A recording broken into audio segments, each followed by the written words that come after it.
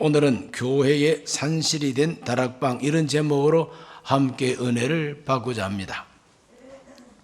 우리 예수님께서 하늘로 승천하시기 전에 마지막으로 제자들에게 당부하신 말씀이 무엇이었느냐? 그것은 예루살렘을 떠나지 말라고 하는 말씀이었습니다. 사도행전 1장 4절 말씀, 사도와 함께 모이사 그들에게 분부하여 이르시되 예루살렘을 떠나지 말고 내게서 들은 바 아버지께서 약속하신 것을 기다리라, 이렇게 말씀했습니다. 예루살렘을 떠나지 말고 기다리라고 말씀하십니다. 막연히 기다리는 것이 아니라 약속하신 것을 주실 때까지 기다리라는 것입니다.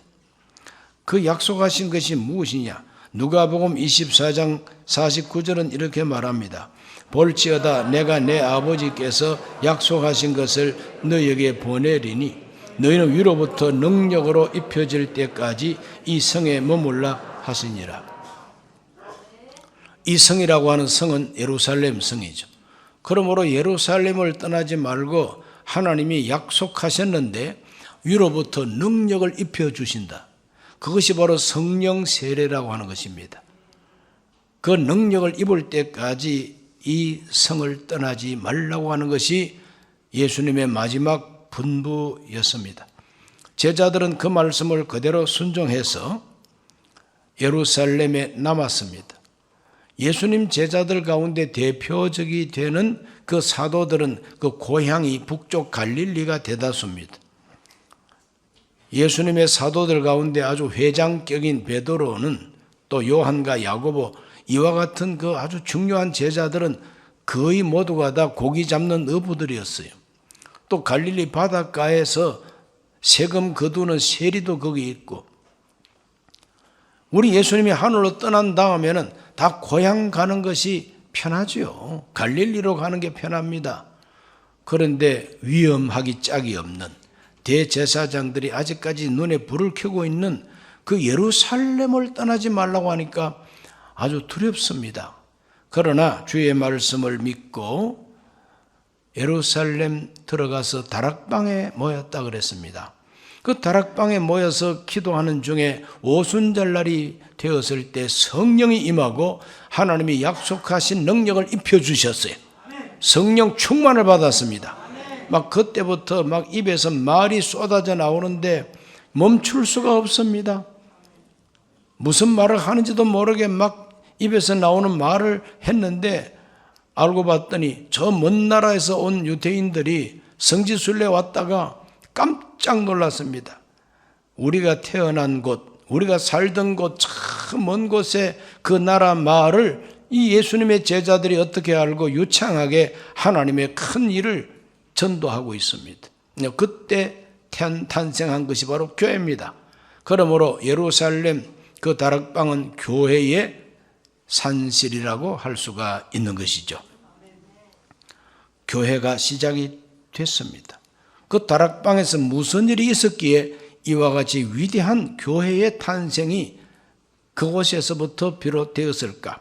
첫째로 그 다락방에는 말씀대로 모이는 모임이 있었어요. 말씀대로 모였습니다. 예루살렘 떠나지 말고 하나님이 약속하신 성령 세례를 받을 때까지 예루살렘에 있으라고 주님 말씀했습니다. 그 말씀 그대로 순종을 했습니다. 자기들 고향으로 찾아가지 아니하고 예수님의 당부의 말씀대로 예루살렘에 남고 바로 그 다락방에 모인 겁니다. 사도행전 1장 12절로 13절에 이렇게 기록되어 있어요. 제자들이 감람원이라 하는 산으로부터 예루살렘에 돌아오니 이 산은 예루살렘에서 가까워 안식일에 가기 알맞은 길이라.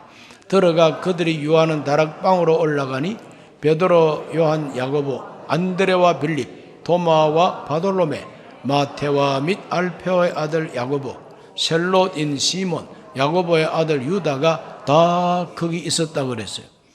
다 거기 있었어요.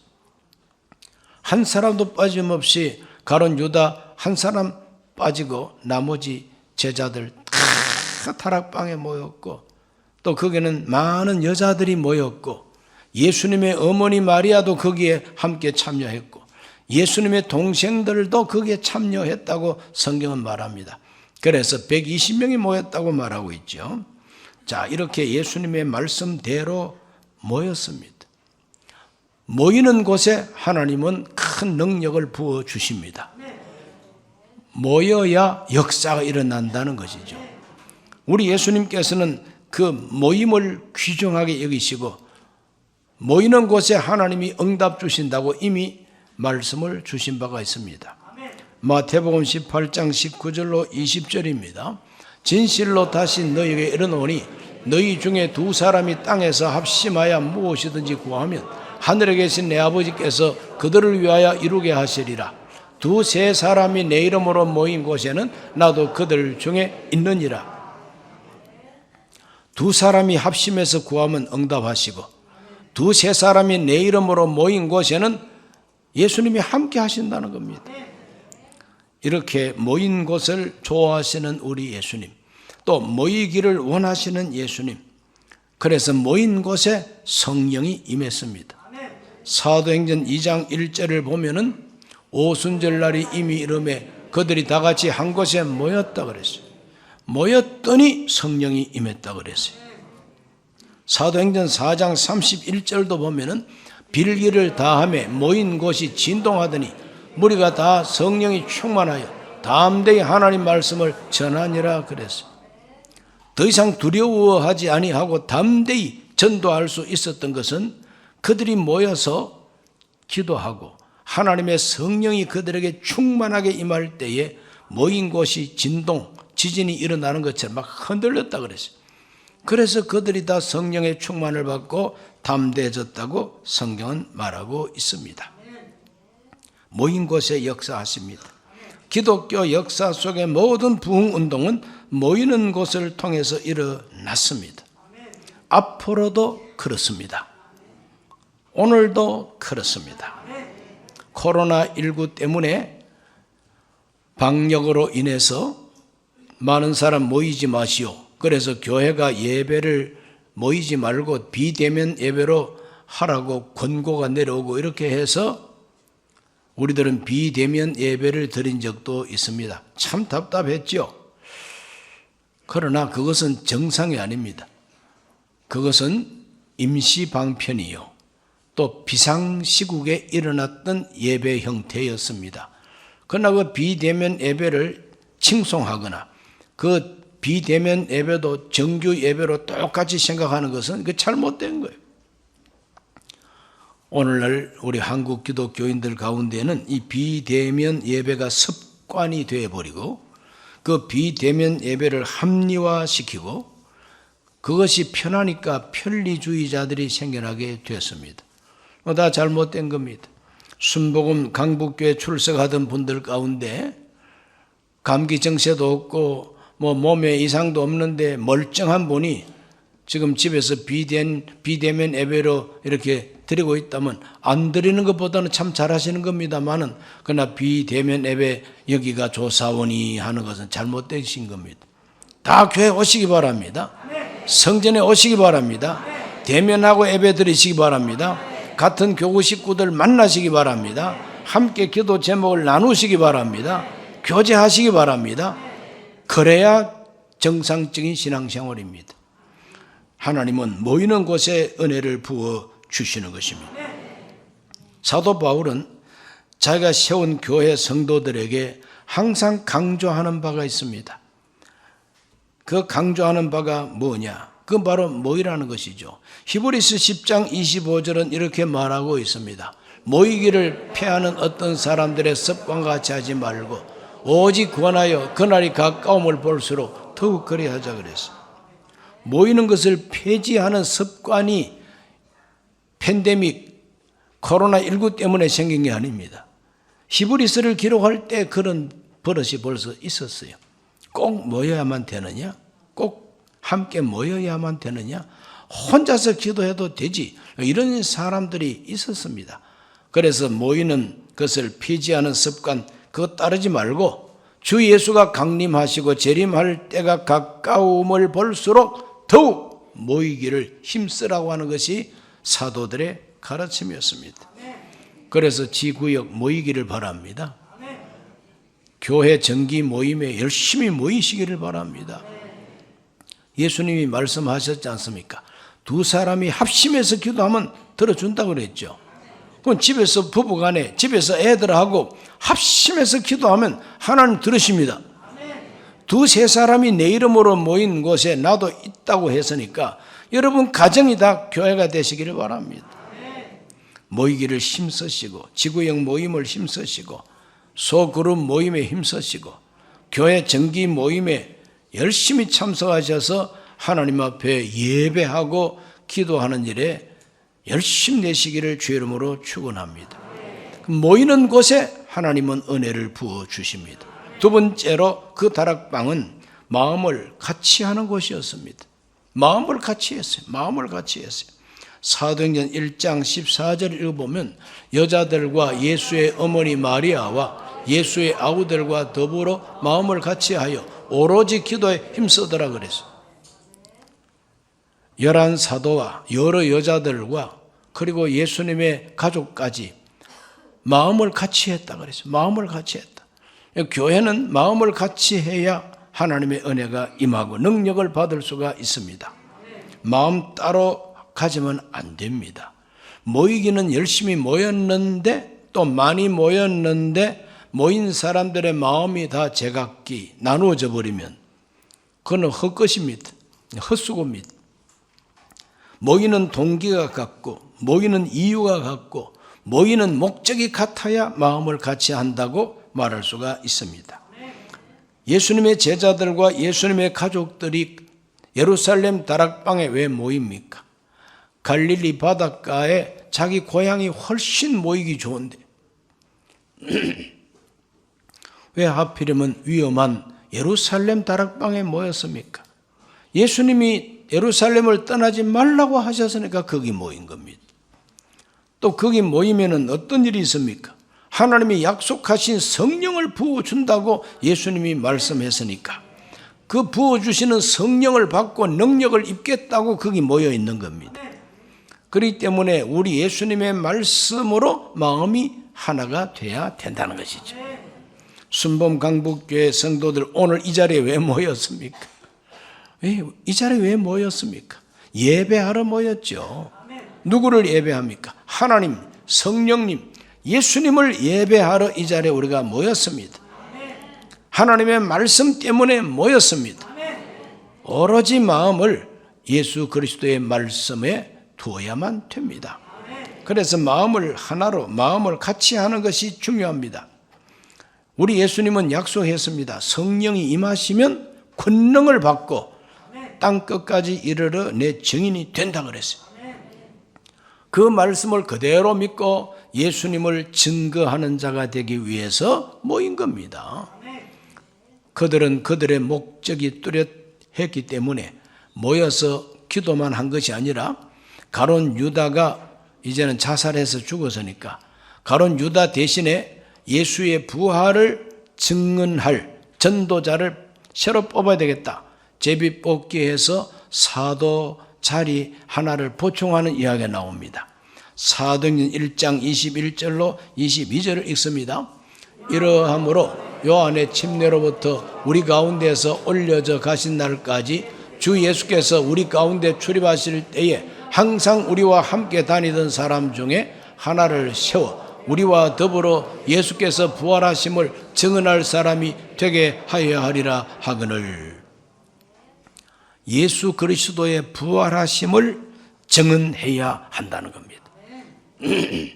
그러므로 다락방에 모인 사람들이 어떠한 마음으로 하나가 되느냐? 예수의 부활하심을 증언해야 된다는 겁니다. 예수 다시 사셨네. 예수 부활을 전파해야 되겠다는 거예요.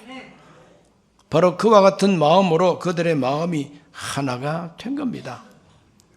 참 중요합니다. 예수 그리스도는 죽음에서 부활하셨습니다.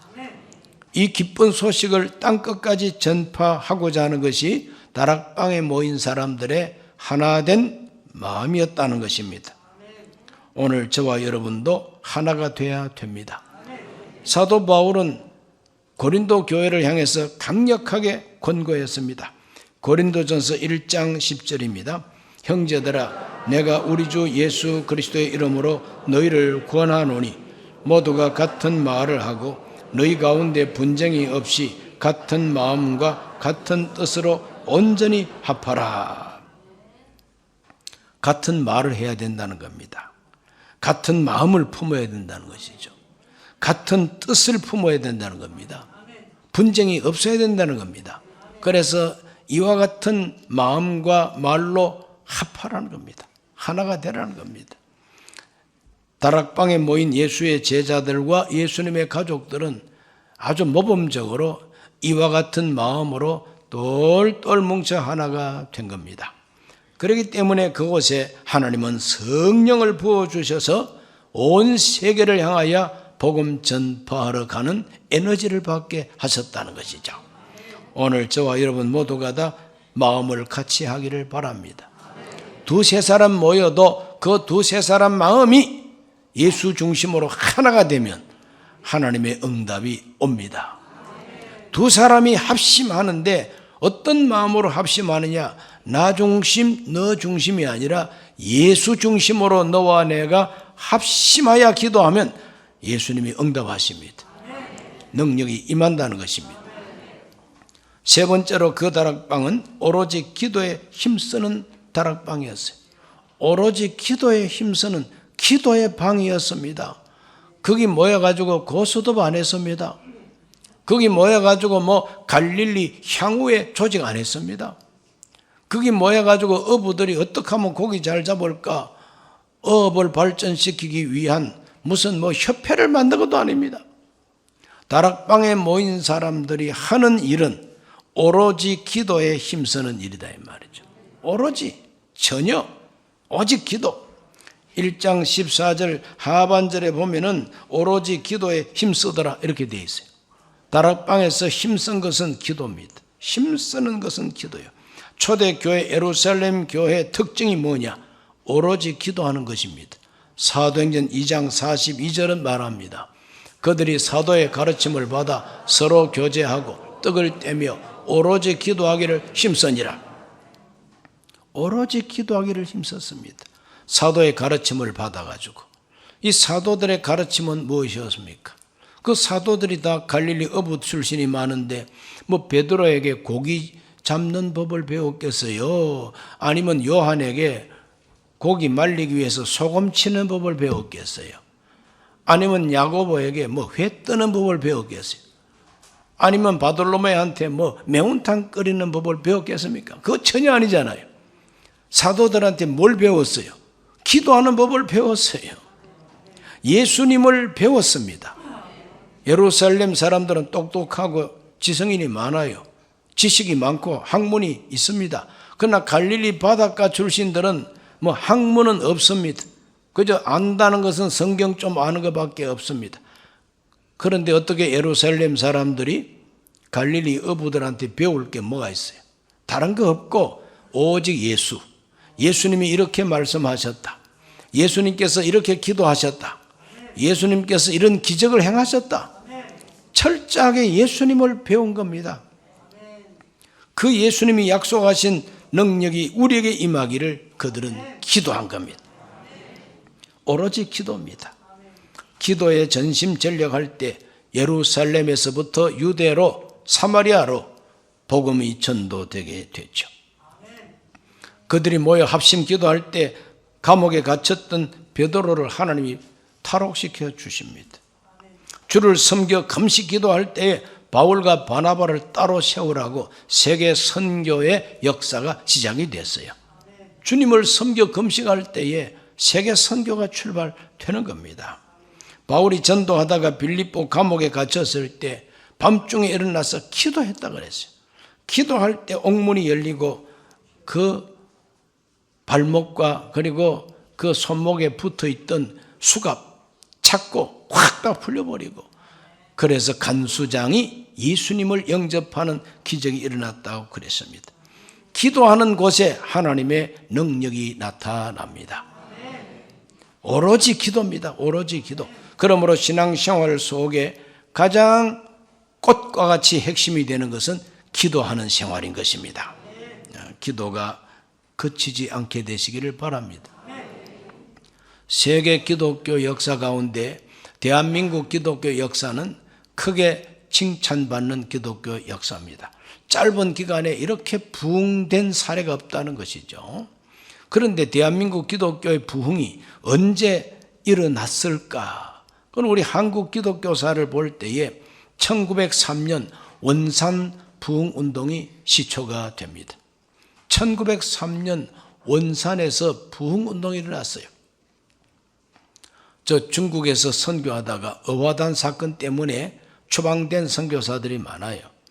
그리고 그 가운데 여자 선교사 2분이 한국으로 찾아오고 북한의 저 원산에서 선교사 사역을 했는데 여자 선교사 2분이 기도회를 열고 말씀의 사자로서 하디 선교사라고 하는 남자 목사님을 초대했습니다. 설교 3번만 해주세요. 그래서 하디 목사는 토론토 대학을 우수하게 졸업한 정식 의사입니다. 그렇기 때문에 자존심이 굉장하게 센 백인 영국계 의사 선생님이십니다. 그러면서 선교사로 왔습니다. 그분을 강사로 초청했는데 하디 선교사가 설교하기 위해서 원고를 이렇게 적으면서 설교 준비를 하는데 하나님의 성령이 그 하디 목사님의 마음을 확 그냥 사로잡았어요. 그 마음에 그냥 양심의 가책을 먼저 하나님이 주십니다. 그 성령의 책망이죠. 네가 무슨 목사냐? 너 나를 믿어? 하디는 깜짝 놀랐습니다. 내가 정말 예수 믿는 사람인가? 예수 믿는 내가 어떻게 시퍼렇게 내가 살아가지고 조선 사람들을 이렇게 내가 무시하고 다른 선교사들을 아주 멸시하고 내가 대학을 정식 졸업하고 의사가 됐다고 교만하고 지식을 교만하게 가지고 내 출신 성분을 가지고 막 교만을 떨고 우쭐하고 그런 것이 얼마나 하나님 앞에 잘못됐는가를 철저하게 이제 깨닫게 되고 회개하게 됩니다. 그래서 설교하는 시간에 강단에서 설교하려고 올라가니까 뭐 원고에 적은 글자는 안 보이고 그냥 눈물이 막 흐르는 것입니다. 그러니 뭐 설교도 안 하고 내가 참 나쁜 사람이라고, 나 예수도 안 믿는 사람이었다고. 그런데 하나님이 나에게 깨달음을 주셨다. 그래서 내가 참 잘못했다. 그동안에 여러분을 무시한 거 용서해달라. 이런 식으로 설교를 하니 듣는 청중들이 다 은혜를 받고 선교사님만 그런 게 아닙니다. 나도 그렇습니다. 이렇게 해서 회개 운동이 막 일어납니다. 막 가슴을 치고 회개하는 운동이 일어납니다. 1903년부터 6년까지 한 3년 동안 이 하디 선교사를 중심으로 했던 이 원산의 부흥 운동이 그냥 서울에까지, 인천에까지, 평양에도 영향을 미치게 되는 겁니다. 그리고 1907년 드디어 평양 대부흥 운동이 일어나게 됩니다. 1907년 평양 대부흥 운동, 이 부흥 운동은 우리 대한민국 기독교 역사의 오순절이라고 별명이 붙어 있습니다. 그때 모여가지고 1907년 1월 2일부터 1월 13일까지 평남에 있는, 평안남도에 있는 교회들이 연합해가지고 장대연 교회에 모여가지고 사경회를 열었어요. 사경회를 열었는데 냉랭하고 은혜가 없어요.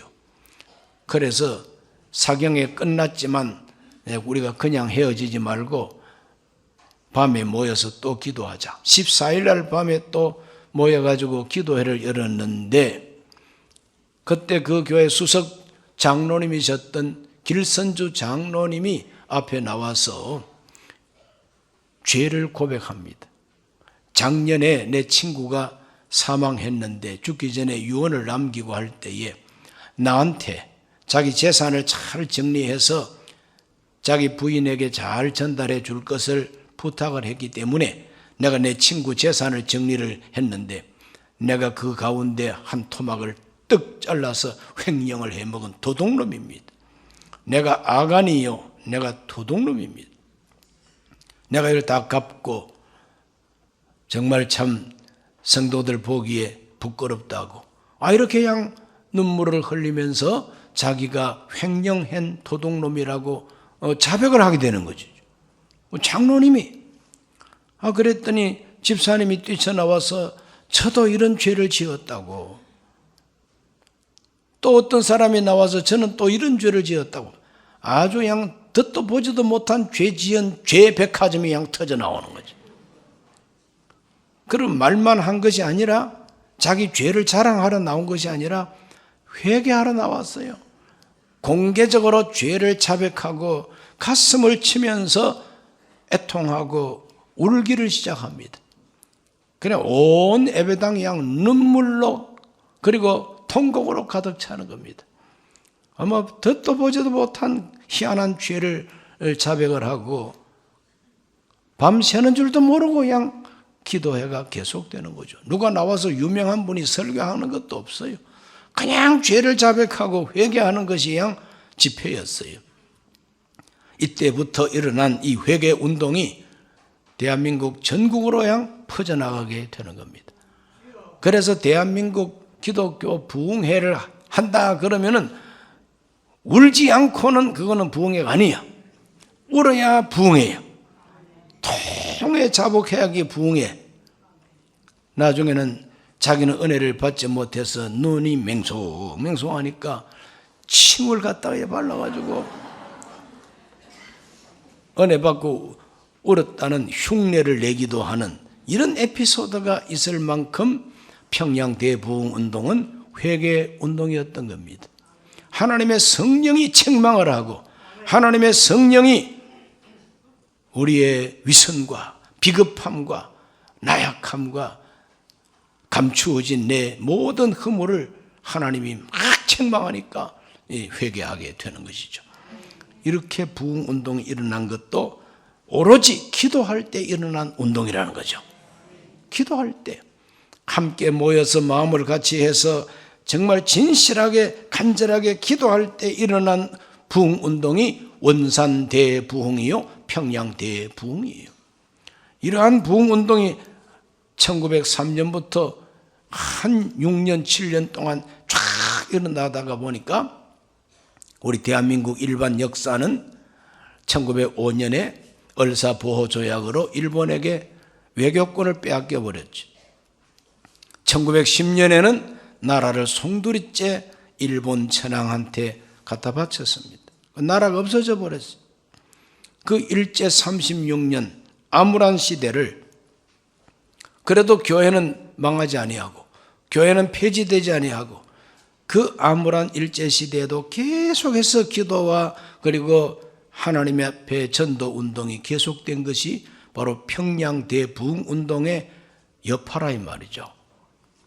그래서 이 나라가 해방되고 나라가 전쟁을 극복하고 다시 이 나라가 일어설 때에 조영기 목사님께서 1958년에 순복음 교회를 세우고 오순절 운동이 일어나기를 시작해서 온 교단들도 다 오순절 운동을 받아들이고 이렇게 함으로써 주여 삼창이 이제는 교회마다 울려 퍼지게 되고 온 세계에 주여 삼창이 이제는 한국형 기도라고 쫙 알려지면서 이렇게 부흥운동이 일어나게 된 겁니다. 이와 같은 위대한 부흥운동은 어디서 났느냐? 기도하는 곳에서. 마음을 같이 해서 모여서 회개하고 기도하는 곳에 하나님의 성령이 임했던 것입니다. 하나님의 역사는 같은 원리로 지금도 계속되고 있습니다. 우리 가정도 교회도 지구역도 정말 주의 말씀을 중심으로 모여서 마음을 같이 해서 진실하게 기도에 힘쓸 때에 반드시 하나님은 응답도 주시고 부흥도 주신다는 겁니다. 변함이 없습니다. 우리 순복음 강북교회 모든 교우들은 모이자, 하나 되자, 기도하자 이와 같은 슬로건으로 부흥운동의 주인공들이 되시기를 주의 이름으로 축원합니다. 여러분 가정이 다락방 되시기를 바랍니다. 지구역이 다락방 되시기를 바랍니다. 우리 순복음 강북교회 이 빌딩 전체가 다락방이 되기를 바랍니다. 하나님 앞에 기도하고 성령의 능력을 받아서 땅끝까지 복음 전하는 우리 교회 되기를 기도해야 될 것입니다. 기도합니다. 하나님 아버지, 오늘 주님 앞에 나와 말씀 듣고 기도하는 우리 성도들 모두가 다 성령 충만을 받게 하여 주시옵소서. 오순절 성령 충만을 받았던 그 다락방의 놀라운 역사가 우리 가정과 교회에 일어나게 해 주시옵소서. 예수님 이름으로 기도하옵나이다. 아멘. 잠시 고개를 숙입니다. 오늘 처음 교회로 인도받아 오신 분이 계십니까? 진실한 마음으로 일어서셔서 이 기도를 함께 하시고 예수님을 영접하시기를 바랍니다. 하나님 아버지, 저는 죄인입니다. 어디에서 와서 왜 살며 어디로 가는지 알지 못하고 죄 가운데 살았습니다. 저의 죄를 위하여 십자가에서 죽으시고 부활하신 예수님을 제 구주로 모셔드립니다. 저는 하나님 자녀가 되었습니다. 지금부터 영원토록 주님과 함께 살겠습니다. 예수님 이름으로 기도드립니다. 아멘.